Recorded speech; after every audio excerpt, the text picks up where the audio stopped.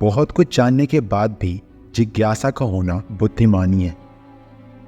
जब आप जिज्ञासा के साथ किसी चीज़ को जानने या पाने की कोशिश करते हैं तब आप अपना 100% देते हैं। इसे एक कहानी से समझते हैं। निशा एक जिज्ञासु लड़की थी। उसे इतिहास के रहस्य को सुलझाना बहुत पसंद था। पुराने लेखों और खंडरों से उसे इतिहास की कहानियां सुनाई देती थीं। एक दिन निशा को प्राचीन भारत के एक खोए हुए शहर के बारे में पढ़ने को मिला। उस लेख के अनुसार ये शहर सोने का बना हुआ था और इसे सोन नगरी कहा जाता था। निशा को इस खोए हुए शहर को खोजने का जुनून सवार हो गया। उसने सालों तक अध्ययन किया, प्राचीन मानचित्रों का विश्लेषण किया और पुराने ग्रंथों का अध्ययन किया। आखिरकार उसे एक ऐसा नक्शा मिला जो सोन नगरी तक पहुंचाने का रास्ता दिखाता था।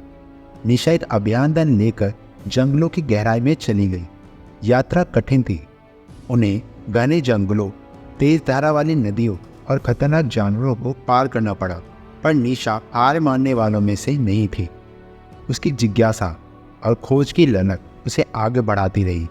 कई हफ्तों के बाद निशा का दल एक गुप्त घाटी में पहुंचा। नक्शे के अनुसार सोन नगरी यहीं कहीं छुपी होनी चाहिए, पर निराशा हाथ लगी।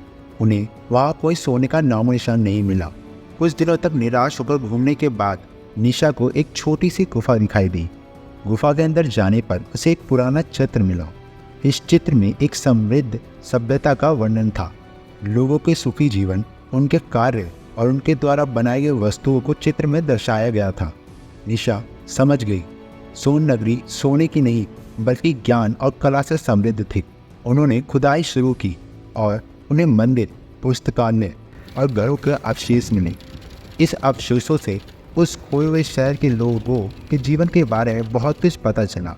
निशा ने यह सब जानकारी दुनिया के साथ साझा की।